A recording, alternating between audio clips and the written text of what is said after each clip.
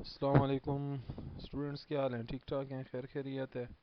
आज इंशाल्लाह हम फाइनेंशियल स्टेटमेंट्स को पढ़ेंगे और फाइनेंशियल स्टेटमेंट एनालिसिस क्या होता है इसको डिस्कस करेंगे। तो काइंडली ये वीडियो गौर से देखिए और समझने की कोशिश कीजिए। तो बेसिकली फाइनेंशियल स्टेटमेंट्स क्या हैं और उसमें कौन सा एनालिसिस हम करते हैं, हम इस चीज़ की इंशाल्लाह बात करेंगे।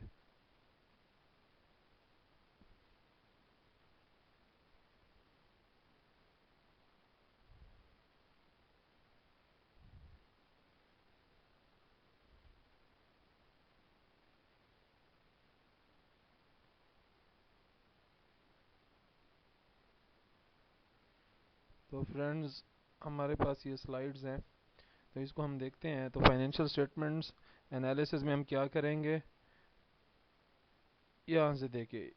बेसिकली दो किस्म के यूजेस होते हैं इन फाइनेंशियल स्टेटमेंट्स के। पहली फाइनेंशियल स्टेटमेंट है क्या? Financial statements are the statements that reflect the financial position and financial condition of any company और कॉरपोरेशन। तो हर कंपनी या कॉरपोरेशन जो है वो अपनी फाइनेंशियल पोजीशन को और फाइनेंशियल कंडीशन को कैलकुलेट करना चाहती है, एक अपने लिए, दूसरा एक्सटर्नल यूजर्स के लिए। तो ये मैं दोनों बताता हूँ। तो फाइनेंशियल स्टेटमेंट हमें समझ आ गई। अब कौन कौन सी फाइनेंशियल स्टेटमेंट्स हैं? चार मेन फाइनेंशियल स्टेटमेंट्स हैं, जिसके अंदर सबसे पहले है हमारे पास इनकम स्टेटमेंट, फिर बैलेंस शीट, फिर statement of changes in owner equity, और उसके साथ हमारे पास जो है वो है कैश फ्लो या फंड फ्लो स्टेटमेंट। तो इन चार में इंशाल्लाह फ़िलहाल की घड़ी जो है हमारा दो तीन के साथ काम होगा, तो इसको हम देखेंगे। लेकिन इससे पहले बात यह है कि हमने उसके यूजेस को देखना है। तो यूज़ क्या है फाइनेंशियल स्टेटमेंट के? यहाँ पे जैसे आपको नज़र आ रहा है, external uses of statement analysis के। फाइनेंशियल स्टेटमेंट एनालिसिस का एक्सटर्नल यूज़ क्या है? तो एक्सटर्नल यूजर्स जो हैं basically trade creditors, bond holders और शेयर होल्डर्स होते हैं। अब ट्रेड क्रेडिटर्स वो लोग हैं जिन्होंने आपकी कंपनी को कर्जा वगैरह देना है उधार पे। आप सपोज करें कि आप रॉ मटेरियल परचेज करते हैं, सेमी फिनिश गुड्स परचेज करते हैं, या वर्क इन प्रोसेस के अंदर जो प्रोडक्ट्स होते हैं वो आप लोग परचेज करते हैं। और कंपनीज हमेशा कभी भी कैश पे सारी परचेज नहीं करती, बल्कि उसके अंदर जो है कुछ क्रेडिट भी होता है। तो डेफिनेटली क्रेडिटर कंपनी की फाइनेंशियल पोजीशन को देखना चाहेगा, ताकि उसको पता चले कि मैं इस कंपनी को क्रेडिट सेल करूं या ना करूं। क्योंकि अगर कंपनी की फाइनेंशियल पोजीशन वीक है तो क्रेडिट सेल से ट्रेड क्रेडिटर को रिस्क ऑफ बैड डेट्स हो सकता है।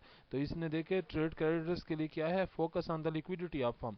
लिक्विडिटी का मतलब यही है कि कंपनी जो है कितनी ज़्यादा शॉर्ट रन में अपने कर्जों को रिकवर कर सकती है। इसके बाद है बॉन्ड होल्डर्स और शेयर होल्डर्स। इन दोनों को इकट्ठा समझें, क्योंकि बॉन्ड होल्डर्स और शेयर होल्डर्स जो दोनों जो हैं ये लॉन्ग टर्म इन्वेस्टर हैं कंपनी के अंदर। तो देखिए, इसलिए इसने बॉन्ड होल्डर में लिखा focus on the long term cash flow of the firm, और share holder focus on the profitability and long term health of the firm. क्या मतलब कि बॉन्ड होल्डर्स जो हैं वो लॉन्ग टर्म कैश फ्लो को देखते हैं कंपनी के, कि लॉन्ग रन में कंपनी कितना अर्न करेगी फ्यूचर में। अगर कंपनी की अर्निंग या कंपनी की फ्यूचर ग्रोथ अच्छी है तो बॉन्ड होल्डर्स कंपनी के बॉन्ड्स को परचेज करेंगे। अगर फ्यूचर अर्निंग या फ्यूचर कैश फ्लो जो है, जो कि एस्टिमेटेड होता है, अगर वो सही नहीं आ रहा तो बॉन्ड होल्डर्स इन्वेस्टमेंट नहीं करेंगे। इसी तरीके से जो शेयर होल्डर्स हैं, definitely they purchase the shares of the company. And इनके दो बेनिफिट्स होते हैं कि या तो इधर they will receive dividend on the shares, और they can earn profit when the price of the share increase in the stock market. तो इसलिए ये प्रॉफिटेबिलिटी देखते हैं शेयर होल्डर्स, और लॉन्ग टर्म हेल्थ। तो ये सारी चीज़ें एक्सटर्नल यूजर्स हैं जो जो फाइनेंशियल स्टेटमेंट से ही ये चीज़ें देख सकते हैं। पहली बात हो गई। अब इसके बाद आप लोग देखें तो example of internal uses of statement analysis, कि जो फाइनेंशियल स्टेटमेंट्स हम बनाते हैं या उनका एनालिसिस करते हैं, उसका इंटरनल यूज से मुराद कंपनी के अंदर क्या यूज है। तो पहले पहले है प्लान। डेफिनेटली जब हमें अपनी फाइनेंशियल पोजीशन का पता होगा, फाइनेंशियल कंडीशन का पता होगा, तो company can make plan according to that position. तो इसमें वो लिखता है focus on assessing the current financial position and evaluating potential from opportunities.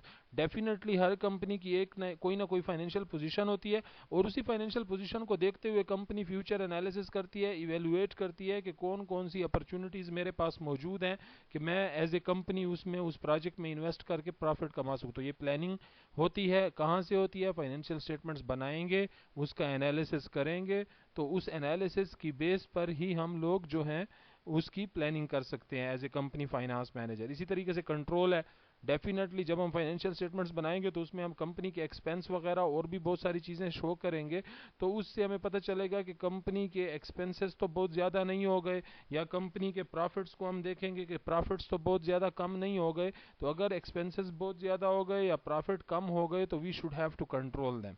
इसी तरीके से इसने जो लिखा focus on return on investment for various assets and assets efficiency, तो हमने यहाँ पे कंट्रोल में ये भी देखना है कि हमारी जो इन्वेस्टमेंट है कंपनी की उस पर कितना रिटर्न आ रहा है जो मुख्तलिफ एसेट्स में कंपनी ने इन्वेस्टमेंट की है, और उन एसेट्स की एफिशिएंसी क्या है। एसेट एफिशिएंसी की मैं एक एग्जांपल आपको दे देता हूँ।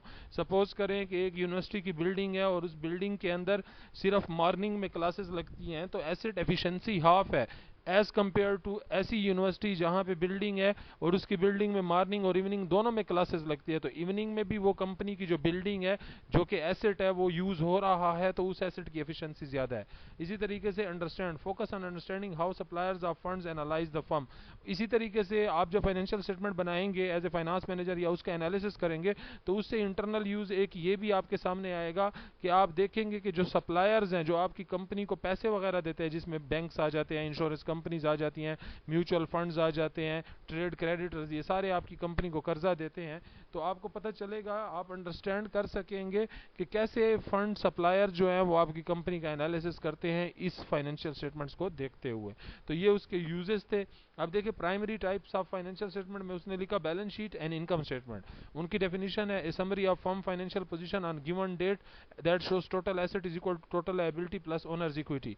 तो कंपनी की फाइनेंशियल पोजीशन को किसी पर्टिकुलर डेट पे बैलेंस शीट रिफ्लेक्ट करती है, और इसका जो फार्मूला है जिसको हम नॉर्मली अकाउंटिंग इक्वेशन भी कहते हैं कि asset is equal to liability plus owner equity.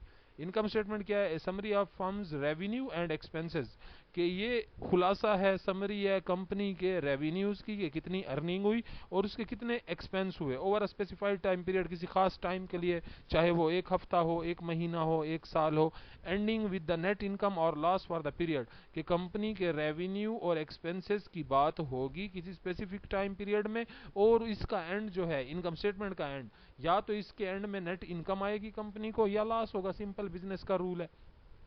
अब नीचे एग्जांपल में उसने बास्केट वंडर्स बैलेंस शीट की एग्जांपल दी है एसेट साइड की। अब पूरी बैलेंस शीट है, आगे लायबिलिटीज और ऑनर इक्विटी भी है। तो बास्केट वंडर बैलेंस शीट, अब इसको हम 3 रोज हेडिंग भी कहते हैं। पहले पहले क्या आता है, बास्केट वंडर्स, यहाँ पे रोक दें, ये बैलेंस का लफ्ज भी इधर नीचे आ जाए, बैलेंस शीट, फिर नीचे आ जाए basket wonder balance sheet dated 31/2003। तो ये 3 रो हेडिंग, पहले कंपनी का नाम, दूसरे नंबर पे कौन सी फाइनेंशियल स्टेटमेंट है, तीसरे नंबर पे डेट, इसको 3 रो हेडिंग कहते हैं। इसके बाद ये शुरू होती है, तो पहले पहले है इसमें जो आइटम है cash and cash equivalent CE. तो ये जो है ये फर्जी अमाउंट है, इसको आप छोड़ दें, इस कॉन्सेप्ट को समझें। कैश कंपनी का सबसे ज्यादा लिक्विड एसेट होता है क्योंकि इससे आप कुछ भी किसी भी टाइम पे परचेज कर सकते हैं। कैश इक्विवेलेंट से क्या मुराद है, वो तमाम एसेट्स कंपनी के जो कैश की तरह यूज होते हो। इसकी मैं आपको बेस्ट एग्जांपल देता हूं, आपकी जेब में अगर पैसे हैं और उसके साथ एक चेक भी है, तो cheque is also called cash equivalent. Cheque भी कैश इक्विवेलेंट के बराबर है, क्योंकि फौरन आप किसी को भी चेक दें, अगर आपके बैंक में पैसे हैं तो वो फौरन कैश करा सकता है, उसको कोई एतराज नहीं होगा, वो रिसीव करेगा। इसके बाद है अकाउंट रिसीवेबल, तो ये दूसरा आइटम है बैलेंस शीट का। अकाउंट रिसीवेबल वो कर्जे, वो उधार पे चीजें जो आपकी कंपनी किसी दूसरे को उधार पे कुछ देती है और उससे फ्यूचर में पैसे लेती है, तो ये अकाउंट रिसीवेबल है। इसका उलट उलट जो होता है वो अकाउंट्स पेबल होता है, मतलब वो लायबिलिटी साइड में होगा, जिसका मतलब ये है कि अगर आपकी कंपनी ने किसी से उधार लिया तो उसको कब तक पे करना है। रिसीवेबल है जो आपने रिसीव करना है। Inventory, anything, any goods or all those goods which are purchased by the company or manufactured by the company for resale purpose, जिनको कंपनी खरीदे या बनाए दोबारा बेचने के लिए, तो ये इन्वेंट्रीज होती हैं। प्रीपेड एक्सपेंस इसके नीचे लिखा हुआ है, तो प्रीपेड एक्सपेंस, प्रीपेड एडवांस में पेमेंट को कहते हैं। तो all those expenses which are paid in advance by the company are known as prepaid expense. It also comes under the assets, और एसेट्स में ये करंट एसेट हैं, ये जितने भी हमने डिस्कस किए, क्योंकि नीचे देखे ब्लू कलर में करंट एसेट्स का टोटल है 1195 का। तो ये हमारे जो हैं करंट एसेट्स हैं। करंट एसेट्स कौन से होते हैं, all those assets which can be easily consumed during 1 year.